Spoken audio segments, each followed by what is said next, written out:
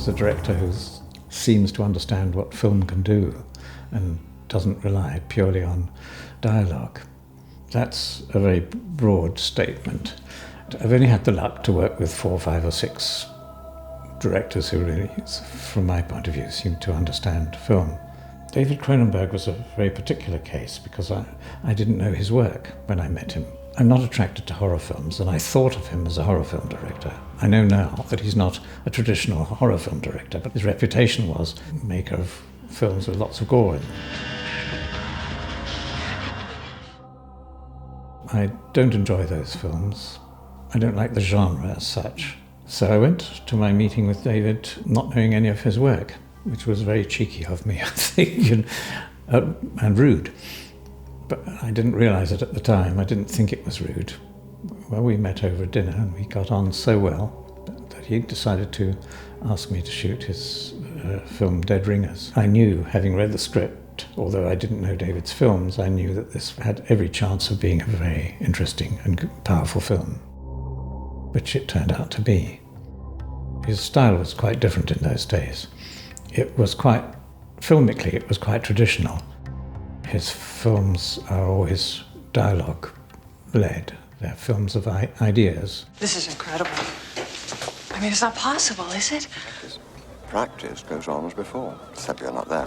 And they're not often films in which the camera tells the story on its own. So he would film a wide shot of a scene and then go in for a medium shot of the scene and then go in for a medium close-up and then a close-up of each character. So it was a lot of filming and a lot of a lot of setups. And it took a long time and we worked extremely long hours. But it all seemed to make absolute sense of everything that I'd learned up to then. And I told him as much, that it was exciting to work with him because I could bring everything that I felt I had learned up to then to his film. He became more and more sure of himself as the years went by. And on the last film we shot, he would shoot one take of every setup. And in that one take, he wouldn't run the whole scene. He'd only run the part that he knew he would edit in that size. So the actors were quite frightened that they wouldn't, and anxious that they wouldn't get a chance to do it again. They had to put them on edge. And it got us through the film in very few days, whereas we had 12 weeks to shoot Dead Ringers. By the time we shot Maps of the Stars, we had under 30 days. He changed in that way, becoming more and more certain how he would edit a scene. Can only suppose that his films are not commercially successful.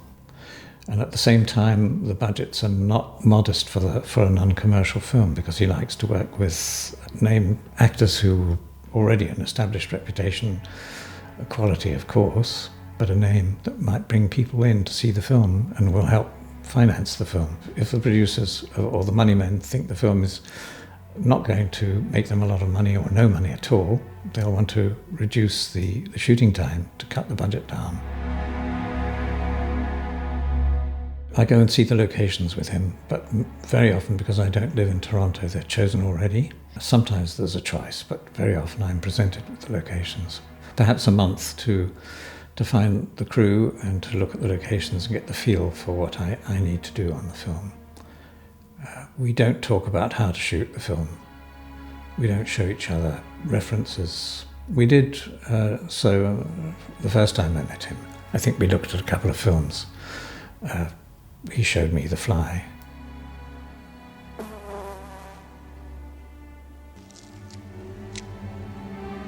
I think we looked at one or two films from other directors, but very little.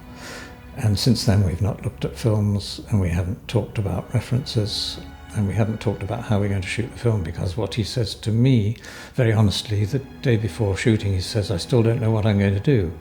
Believe me, he's thought a lot about it, and he's done an enormous amount of reading around each subject that he shoots, because each film is very different and really quite challenging, and that's what I love about his work.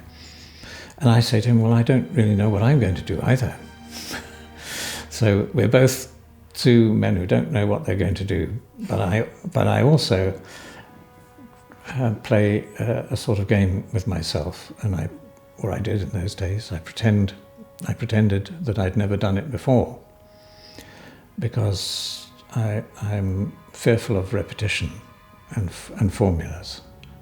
And if you work from one film to the next without a break, or hardly a break, you will inevitably fall back on techniques that you know will work. I mean, it's only reasonable to do that, and it's intelligent to do that. You have to get through your work in a certain amount of time.